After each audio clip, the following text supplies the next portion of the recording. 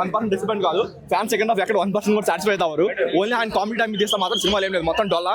And main గా చెప్పుకోవాల్సింది ఏంటంటే సినిమాలో బాగున్నది ఎండింగ్ లో ఒక జోకర్ గెటప్ వేసుకొని ఒక రాడ్ పట్టుకుని ఉంటుంది. అది చాలా బాగా కనెక్ట్ అయింది. ఎందుకంటే చూసే వాళ్ళందరూ జోకర్లు 90 రాడ్ దింపదని చెప్పి చాలా ఇండైరెక్ట్ గా చెప్పాడు. దాని వరకు అసలు ఆయన దండం పెట్టచ్చు. బట్ ఓన్లీ డ్రాప్ ఇదేంటంటే మనం ఏదైతే ఒక వింటేజ్ ప్రభాసం చూడాలనుకున్నామో దాని వరకు అక్కడక్కడ కొంచెం మెచ్చినా సరే మిగతా అన్ని విషయాల్లో కూడా చాలా డిసప్పాయింట్ వచ్చింది. ఫైట్స్ వరకు చాలా బాగున్నా సార్, చాలా వరకు డూప్స్ ఈజీగా తెలిసిపోతుంది అబ్జర్వ్ చేస్తే.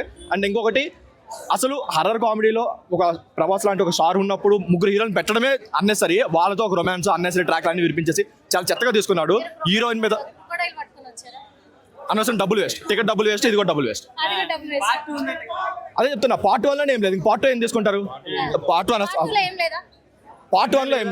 లో ఏం లేదు. ఎందుకంటే ఫస్ట్ హాఫ్ వరకు కొంచెం సరదాగా వెళ్ళిపోయినా సార్. సెకండ్ హాఫ్ నుంచి అట్లీస్ట్ మనకి ఓన్లీ లాస్ట్ 20 minutes తప్ప ఎక్కడ కూడా స్టోరీ రివీల్ చేయడు. అసలు ఏం జరుగుతుంది, వీళ్ళని ఎందుకు అలా చేస్తున్నారు ఎక్కడ రివీల్ అవ్వదు. ఓన్లీ లాస్ట్ 20 minutes లో కొంచెం అనిపించింది. కానీ జనాలకు చాలా అర్థం కాదు. ఎందుకంటే ఒకప్పుడు ఒక 10 years బ్యాక్ 1 ఒకటి వచ్చింది కదా, అలాంటి కొన్ని సీన్స్ ట్రై చేశారు. అక్కడ ఎలా మనం ఫ్లాప్ చేస్తామో ఎక్కడ అదే ఫ్లాప్ చేస్తాం. ఎందుకంటే జనాలకు అర్థమయ్యే విధంగా అయితే తీయలేదు. 100% ఫట్. అదే ఆయన కొంచెం ఇల్లు షిఫ్ట్ అయితే బెటర్ ఏమో, ఎందుకంటే చాలా ఫ్యాన్స్ చాలా కోపంగా ఉంటారు. బట్ ఇంకొకటి ఏంటంటే ఒక ముస్లాడ్ గెటప్ లో ఉంటుంది కదా, దాని వరకు చాలా ఎక్స్ప్రెషన్ పెట్టుకున్నారు ఫ్యాన్స్ అని, చాలా ఎక్స్ప్రెషన్ పెట్టుకున్నారు అని చెప్పారు. సీన్ లేపేశారు థియేటర్లో అయితే. అది పెట్టుకుంటే కొంచెం సాటిస్ఫై అయ్యేమో, కానీ అది కూడా లేదు. కంప్లీట్ గా డిసప్పాయింట్. ఆ జోకర్ది కూడా కంప్లీట్ అన్నెసరీ. ఆయన గెటప్ అసలు సెట్ అవ్వలేదు.